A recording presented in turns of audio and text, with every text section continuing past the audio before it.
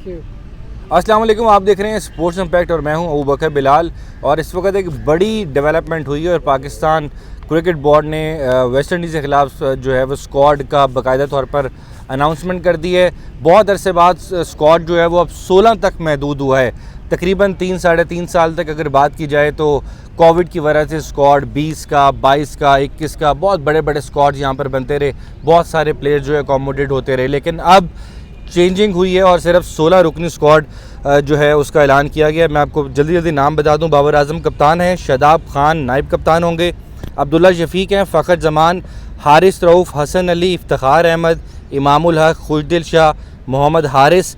ये एक नई एंट्री हुई है स्क्वाड के अंदर। इसके साथ साथ मोहम्मद नवाज़ की वापसी हुई है। मोहम्मद रिजवान इस स्क्वाड के अंदर में दिखाई दे रहे हैं। Mohammed Wasim junior fast bowler वो भी मौजूद हैं। शाहीन शाह अफरीदी भी स्क्वाड में मौजूद हैं। शाहनवाज धानी और जाहिद मकसूद मेरे साथ मौजूद हैं। कादिर ख्वाजा स्पोर्ट्स जर्नलिस्ट हैं, किसी तारीफ के मोहताज नहीं है। और दूसरी तरफ मौजूद हैं उस्मान खान, हम न्यूज़ के स्पोर्ट्स कॉरेस्पॉन्डेंट हैं।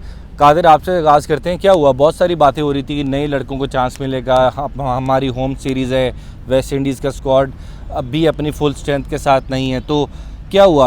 चांस तो हमें किसी को मिलता दिखाई नहीं दिया। देखें, सिर्फ ये बातों की हद तक महदूद हैं। चीफ सेलेक्टर और सिलेक्शन कमेटी जो है हमारी, वो माशाल्लाह लैपटॉप पे टीमें पहले अनाउंस करते थे। अब उनके पास एक बड़ा अच्छा जवाज़ है कि वो सवालों से बचने के लिए व्हाट्सएप पे ऐलान कर देते हैं। ड्रॉप जो लोग हुए हैं, मैं बताना भूल गया, आप बता दें। आसिफ अली हैं, हैदर अली हैं, आसिफ अली हैं, आसिफ अफरीदी हैं, और इसके साथ साथ सऊद शकील जो हैं वो साइनोसाइड से एक इंजरी है, उसके बायस बाहर हैं। उस्मान कादिर बाहर हैं। तो ये 4 लड़के जो हैं वो बाहर हुए हैं। मोहम्मद नवाज़ और शादाब खान का कहते हैं कि जी वापसी हुई है। उसके बाद अब बात कर रहे थे सिलेक्शन कमेटी के हवाले से।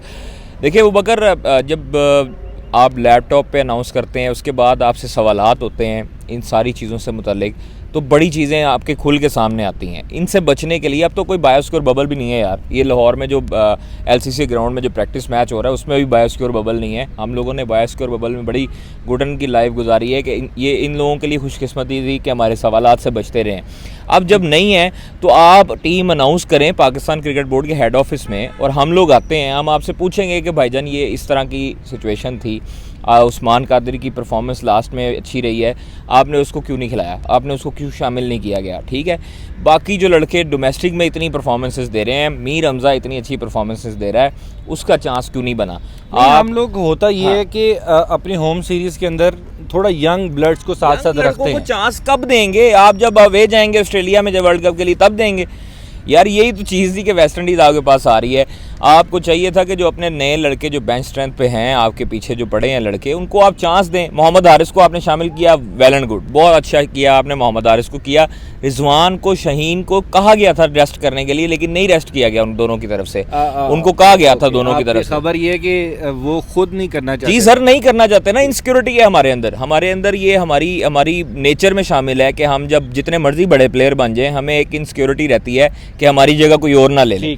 आप मोहम्मद हारिस को, आप ये जो 3 वनडे हैं, आप इसमें 3 वनडे खिलाएं, आप ना देखिएगा अंदर लड़ाई पड़ जाए या ग्रुपिंग हो जाए तो फिर आप मुझे पकड़ लीजिएगा। क्या कहेंगे जी उस्मान खान साहब? स्ट्रेट फॉरवर्डली आपकी तरफ में आता हूँ। देखें, स्ट्रेट फॉरवर्डली बात तो ये है कि मुझे तो लगता है कि PCB डर गया है थोड़ा सा कि कहीं श्रीलंका जैसा सीन ना पड़ जाए पाकिस्तान को, क्योंकि श्रीलंका की भी जब टीम आई थी यहाँ पे पाकिस्तान में और पाकिस्तान को अपसेट करके चली गई थी, 3-0 से हरा दिया था। तो मुझे लग रहा है कि चीफ सिलेक्टर साहब ने ये कहा है कि ऑलरेडी तलवार लटकी हुई है चेयरमैन पे भी और चीफ सिलेक्टर्स के ऊपर भी, तो ऐसी टीम बनाएं जो कि रिज़ल्ट दे दे और इनकी भी जो कुर्सी जो है वो बच जाए। तो इसी वजह से मेरा ख्याल है फुल स्ट्रेंथ टीम का ऐलान किया गया है। हालांकि मौका अच्छा था, जैसे कादिर ने बात की कि रेस्ट दिया जा सकता था प्लेयर्स को, बेंच स्ट्रेंथ को आजमाया जा सकता था, लेकिन ऐसा नहीं हुआ और पूरी फुल फ्लेज टीम जो है वो अब मैदान में उतरेगी। अब जिस तरह आसिफ अफरीदी हैं, T20 के अंदर इतनी परफॉर्मेंसेस दी, ऑस्ट्रेलिया जो सीरीज़ थी उसके अंदर स्क्वाड के अंदर भी थे, लेकिन नहीं आए। फैक्टर ये भी है कि स्क्वाड अब महदूद होते जा रहे हैं। ओपन एनवायरनमेंट है, कोविड का माहौल नहीं है, चेंजिंग इंजरी की सूरत में आप फौरी तौर पर कर सकते हो, प्लेयर्स आपके अवेलेबल होते हैं। तो अब हमें स्क्वाड के अंदर से काफ़ी सारे चेहरे कम दिखाई दे रहे हैं। क्या एक रीज़न ये भी हो सकती है कि हमें ये स्क्वाड में ऐसा लग रहा है कि हमने नए लड़कों को चांस नहीं दिया, या वाकई कुछ ऐसे डिज़र्व करते थे प्लेयर्स जिनको चांस देना चाहिए? देखें, ये रीज़न एक तो है क्योंकि पहले स्क्वाड हम बड़े लेके जाते थे, 21 का, 22 का, 20 का स्क्वाड भी अनाउंस हुए हैं। तो अब जिस तरह के जो प्लेयर्स इन्होंने बेंच पे बिठाए हैं, जो जिनको ड्रॉप किया है, वो प्लेयर्स पहले टीम का हिस्सा रहे हैं और पाकिस्तान की तरफ से खेल चुके हैं। अगर हम ऑस्ट्रेलिया सीरीज़ के अगर आप कुछ मैचेस निकाल के देखें तो ऑस्ट्रेलियन सीरीज़ के अंदर कुछ प्लेयर्स ऐसे थे जिनकी बारी नहीं आई। अच्छा, ठीक है, और कई बगैर खेले ही जो है वो टीम से बाहर हो गए। तो इस तरह की जो ये पॉलिसीज़ चलती हैं ना, तो ये प्लेयर्स को बड़ा इफेक्ट करती हैं क्योंकि वो कई प्लेयर्स ऐसे हैं जो खेले बगैर ही बाहर हो जाते हैं। मुझे यहाँ पर कमी ज़रूर दिखाई दे रही है जो अभी रिसेंटली बहुत ज़्यादा परफॉर्म करता आ रहा है। हमने यहाँ पर देखा है कि कई प्लेयर्स को T20 की परफॉर्मेंस के ऊपर टेस्ट में जगह मिल जाती है, लेकिन एक प्लेयर जो कि टेस्ट को वनडे की तरह खेल रहा है, वो जो टेस्ट को वनडे की तरह खेल रहा है, ये स्कोर बोर्ड तक जिस तरह मैच हो रहा है इस वक्त पाकिस्तान टीम का कैंप का, तो उन्होंने हमें कहा ज़रा साइड पर हो जाएं। तो उसके बारे में क्या ख्याल है? शान मसूद वनडे में डिज़र्व करते हैं या नहीं करते? देखें, शान मसूद जिस तरह से खेल रहे हैं काउंटी क्रिकेट के अंदर, फॉर्म ऑफ द लाइफ है उनकी। वो उनका हर मैच ऐसे होता है जिस तरह इस मैच में उन्होंने फिर 100 करना है। 2 डबल सेंचुरियाँ लगातार कर चुके हैं। वनडे के अंदर भी परफॉर्मेंस उनकी अच्छी रही है, लेकिन मैं समझता हूँ कि जिस तरह से वो टेस्ट के अंदर परफॉर्म कर रहे हैं, रेड बॉल खेल रहे हैं काउंटी के अंदर, इस वजह से वनडे स्क्वाड के अंदर उनकी उस तरह जगह नहीं बन पा रही। क्योंकि अभी इमाम ने, आपने देखा होगा, ODI के अंदर बड़ा अच्छा परफॉर्म किया, 2nd हाईएस्ट रन स्कोरर थे बाबर आजम के बाद। तो इस वजह से फिर आपके साथ फ़खर जमान भी है ओपनिंग स्लॉट के अंदर, तो उनकी उस तरह से कम्बिनेशन नहीं बन पा रहा। अगर तो वो मिडल ऑर्डर में खेलते तो शायद हो सकता है कोई मिडल ऑर्डर के अंदर उनका चांस बन जाता, लेकिन आपके पास जब 3 से 4 ओपनर्स एक ही जगह पर खेल रहे हैं तो फिर उनकी जो जगह बनाना वो थोड़ा मुश्किल हो जाता है मेरे नज़र। जी, कादर ख्वाजा साहब से हम सिर्फ मिडल ऑर्डर पर बात करते हैं, फिर हम क्लोज करते हैं। मिडल ऑर्डर को क्या देख रहे हैं भाई?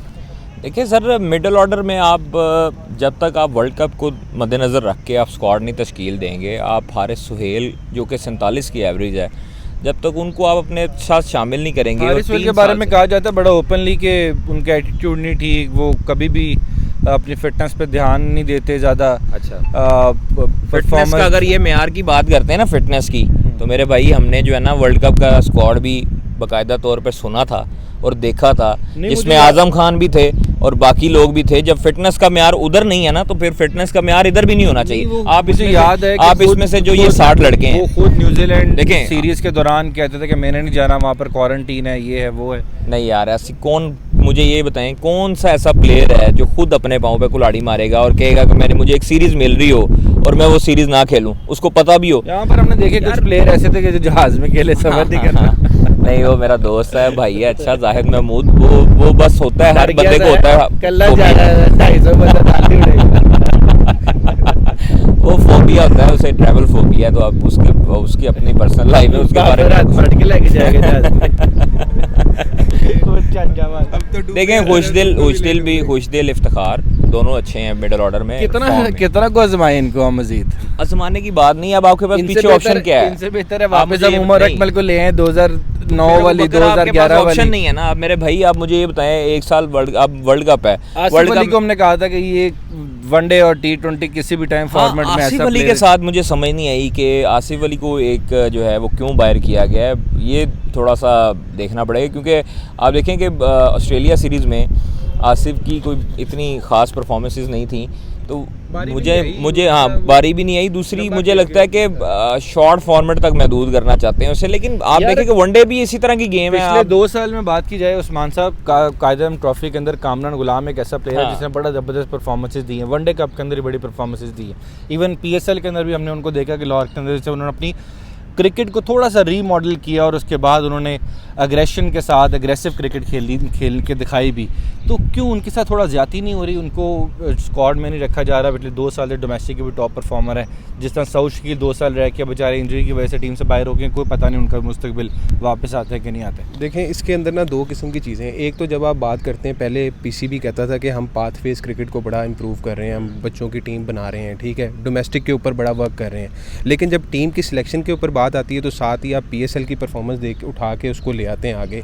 इसी तरह सेम रेप्लिका हो रहा है IPL के अंदर भी, कि IPL के अंदर भी कुछ प्लेयर्स ऐसे हैं जो कि इंडियन टीम के अंदर आ रहे हैं, वो IPL की परफॉर्मेंस की बेस के ऊपर आ रहे हैं। और हमारे यहाँ पे भी ऐसे ही हो रहा है। कामरान गुलाम बेहतरीन प्लेयर हैं डोमेस्टिक के अंदर रन्स के अंबार लगाए उन्होंने, लेकिन जिस फॉर्मेट में उनको खिलाना चाहिए उसके अंदर उनकी जगह नहीं बन रही। रेड बॉल क्रिकेट उनका फॉर्मेट है, लेकिन उसके अंदर वो क्या है, अक्सर स्क्वाड में भी रहे हैं लेकिन जगह नहीं बना पाए, खेल नहीं पाए। यार उस्मान, आप बिल्कुल सही कह रहे हैं। आप ये सामने भाई खड़े हैं, ये अगर नवीद आपको मोड़ के दिखाएगा तो ये आसिफ अफरीदी हैं यार। इसने डोमेस्टिक में कहाँ नहीं परफॉर्म किया, क्लोज कर देना। आप ये बताएं कि PSL में परफॉर्म किया, उसने नेशनल T20 कप में परफॉर्म किया, कायदे ट्रॉफी में परफॉर्म किया। वो अब वो बंदा क्या करे। और अगर आप डोमेस्टिक के क्रिकेटर को, परफॉर्मेंस बेस्ड क्रिकेटर को इज़्ज़त नहीं देंगे, मीर हमज़ा है उसको इज़्ज़त नहीं देंगे, तो फिर आप ये देखें कि कोई भी प्लेयर डोमेस्टिक की तरफ जाएगा ही नहीं। कोई ना कोई बहाना बना लेगा, बाहर आ जाएगा।